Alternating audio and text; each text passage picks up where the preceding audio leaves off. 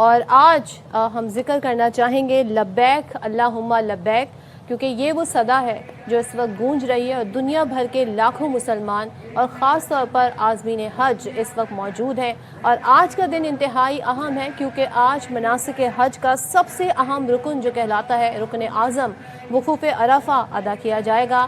لاکھوں عازمین حج نماز فجر کے بعد میدان عرفات کی جانب اس وقت رواں دواں ہیں، جہاں وہ خطبہ حج سنیں گے اور ظہر اور عصر کی نماز قصر جسے کہا جاتا ہے ادا کریں گے۔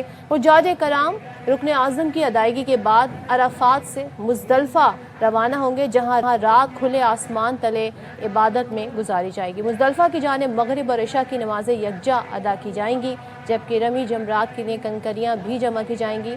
10 ذی الحج کی صبح حجاج کرام جمرات پہنچ کر بڑے شیطان کو کنکریاں ماریں گے، پھر قربانی اور حلق یا قصر کے بعد احرام کھول دیں گے۔ مناسک حج عقیدت، صبر اور بندگی کے روح پرور مناظر پیش کر رہے ہیں۔ میدان عرفات میں آج دنیا بھر سے آئے لاکھوں فرزندان اسلام کی دعاؤں اور عبادات سے روح پرور مناظر دیکھنے میں آئیں گے۔ مسلمان امت مسلمہ کے اتحاد، سلامتی اور مغفرت کے لیے خصوصی دعائیں کریں گے۔ اور اسی حوالے سے آج کے دن بہت سارے لوگوں کے دلوں میں بھی یہ سوال ہوتے ہیں، خاص طور پر وہ لوگ جو حج کے لیے نہیں جا سکے ہیں، کہ وہ ان ایام کو کس طرح سے گزاریں، کیا عبادات کی جا سکتی ہیں، کیا خاص دعائیں کی جا سکتی ہیں۔ ویسے تو فرسٹ ذی الحج سے لے کے پوری 10 ذی الحج کے جو 10 دن بڑے ہم مانے جاتے ہیں، لیکن یہاں سے جو سلسلہ شروع ہوتا ہے 13 ذی الحج تک ہم دیکھتے ہیں خصوصی دعاؤں کا اہتمام کیا جاتا ہے۔ اور اس بار پاکستان اور سعودی عرب میں ایک ساتھ عید الاضحیٰ منائی جا رہی ہے، تو اس حوالے سے کل پاکستان میں عید ہوگی اور پاکستان میں بھی ہم دیکھ رہے ہیں کہ وہ جوش و خروش جو ہوتا ہے، جو عقیدت ہوتی ہے، جو احترام ہوتا ہے اس عید کا جسے بڑی عید کہا جاتا ہے، وہ دیکھنے میں آتا ہے۔ تو آج کا دن بڑا امپورٹنٹ ہے اور یہ ایک بڑی خوبصورت جرنی ہے، جو ظاہر ہے جو ایکسپیرینس کرتا ہے وہی ایکچولی میں اس کو بتا سکتا ہے کہ کیا یہ ایک اسپرچول جرنی ہوتی ہے، لائف چینجنگ جرنی ہوتی ہے۔ اور ہم دعا گو ہیں کہ ہم سب کو اور آپ سب کو، دیکھنے والوں کو اللہ پاک اپنے گھر بلائے اور ہم سب کو بھی حج کی سعادت عطا کرے۔ تو آپ یہ منظر دیکھ رہے ہیں، یہ روح پرور مناظر ہیں، آپ دیکھ سکتے ہیں کتنی تعداد میں، لاکھوں کی تعداد میں فرزندان اسلام یہاں پر موجود ہیں۔ آج کے دن کی کیا اہمیت ہے، آج کس طریقے سے حجاج کرام ان کی کیا مصروفیات رہیں گی، کیا کیا عبادات ہیں جو کی جاتی ہیں، اور یہ سفر محبت ہے، یہ سفر عشق ہے، اور جسے اللہ پاک بلاتے ہیں تو بے شک اللہم لبیک کہہ کے صدا بلند کر کے سب وہاں پر پہنچتے ہیں۔ تو اس حوالے سے ہم بھی جاننا چاہیں گے کہ کیا آج کی مصروفیات ہوں گی، کس طریقے سے دن گزارا جائے گا اور اس کے بعد عید تک کیا سلسلہ ہوتا ہے۔ تو یہ بڑے امپورٹنٹ ایام ہیں، بڑے امپورٹنٹ ساعتیں ہیں، لمحات ہیں، اور خاص طور پر ہم دیکھ رہے ہیں کہ اس وقت جو دنیا جس طریقے سے خاص طور پر ہم نے دیکھا گلوبلی جو ہٹ ہوئی ہے، جو غازہ میں صورتحال ہے، جو فلسطین میں صورتحال ہے، جو آج خطبہ حج ہوگا وہ بڑا امپورٹنٹ میسج ہوتا ہے آج کے دن تمام مسلمانوں کے لیے، تمام دنیا کے مسلمانوں کے لیے، ان کی یکجہتی کے لیے۔ تو آج اس حوالے سے مزید بات کر لیتے ہیں، ہمارے ساتھ موجود ہیں معروف عالم دین علامہ شرجیل صاحب۔ السلام علیکم شرجیل صاحب۔ وعلیکم السلام۔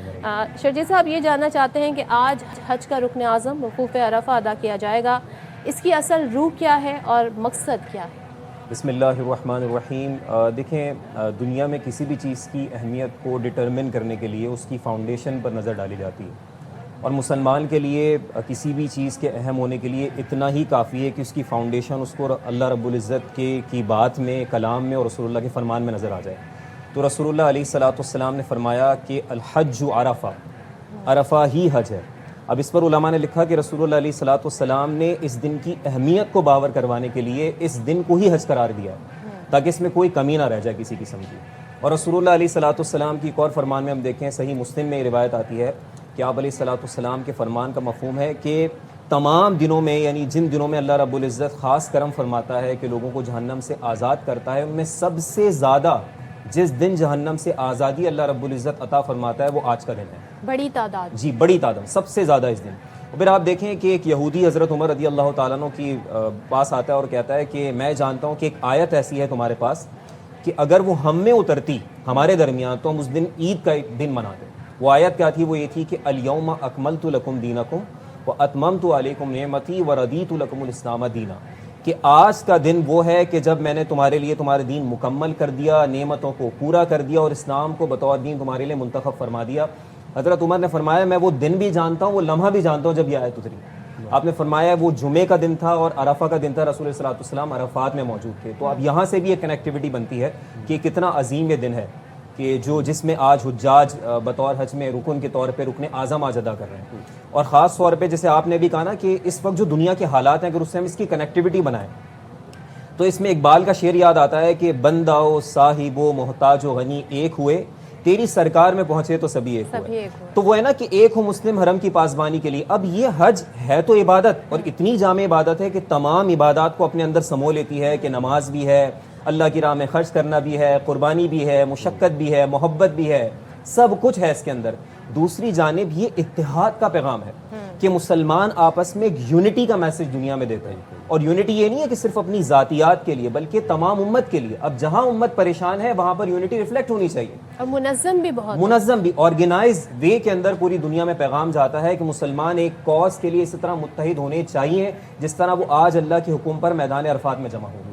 اچھا علامہ صاحب، وقوف عرفہ کے دوران کیا خاص عمل کیے جانے چاہیے، کیا خاص عمل؟ دیکھیں آج کا جو دن ہے، جیسے آپ جانتے ہیں اب یہ حج کا رکن اعظم ہے، تو آج اگر معمولات پر ہم نگاہ ڈال لیں نا تو حجاج منا سے نکلے صبح، یہاں عرفات میں پہنچ گئے، تو یہاں پر انہوں نے ٹھہرنا ہے، وقوف کرنا ہے۔ اس میں جو اہم ترین جو چیزیں اس میں یہ ہے کہ سب سے پہلے تو ابھی جب کچھ لمحوں کے بعد ظہر کا وقت آئے گا تو اس میں وہ مسجد نمرہ سے آج جو امیر حج خطبہ حج دیں گے وہ سماعت کریں گے۔ اس کو سماعت کرنے کے بعد ظہر اور عصر کی نماز کو جمع کر کے قصر کی صورت میں ادا کیا جائے گا۔ اس کے بعد جتنا وقت ہے وہ سارا ذکر و اذکار میں گزرے گا یہاں تک کہ مغرب ہو جائے گی، ٹھیک ہے، اور مغرب ہونے کے بعد وہ مزدلفہ روانہ ہوں گے، وہاں پہنچ پر مغرب اور عشاء کی جو نماز ہے اس کو جمع کر کے ادا کریں گے۔ تو آج بنیادی طور پہ جتنا وقت یہاں ٹھہرنا ہے نا اس میں ذکر و اذکار ہے، تلبیہ ہے، اور اس کو ہم کہتے ہیں تحمید ہے۔ تحمید کا مطلب اللہ کی ہم بیان کرنا، تحلیل مطلب کہ لا الہ الا اللہ کہنا، اور تکبیر یعنی کہ اللہ اکبر کہنا۔ تو کثرت کے ساتھ اذکار کرنے۔ اور ایک اور امپورٹنٹ چیز میں عرض کرتا چلوں کہ اب ظاہر سی بات ہے غیر حاجی بھی تو موجود ہیں دنیا میں، تو ان کے لیے رسول اللہ علیہ الصلوۃ والسلام کا فرمان ہے کہ آج کے دن جس نے روزہ رکھا تو میں اللہ کی ذات سے امید رکھتا ہوں کہ اس کے پچھلے سال اور اگلے سال کے تمام گناہوں کا یہ دن کفارہ بن جائے گا۔ تو یہ ان کے لیے یہاں پر میسیج ہے کہ وہ روزے کی صورت میں اپنا وقت گزاریں، ذکر و اذکار کریں، تو بس اللہ کو منانے کا دن ہے بنیادی طور پر۔ کیا بات ہے، بڑی خوبصورتی سے علامہ شرجیل صاحب آپ نے اس ساری صورتحال کو ڈسکرائب کیا ہمارے ناظرین کے لیے۔ بہت شکریہ، آپ کا ہمارا ساتھ رہے گا throughout the day. Thank you so much.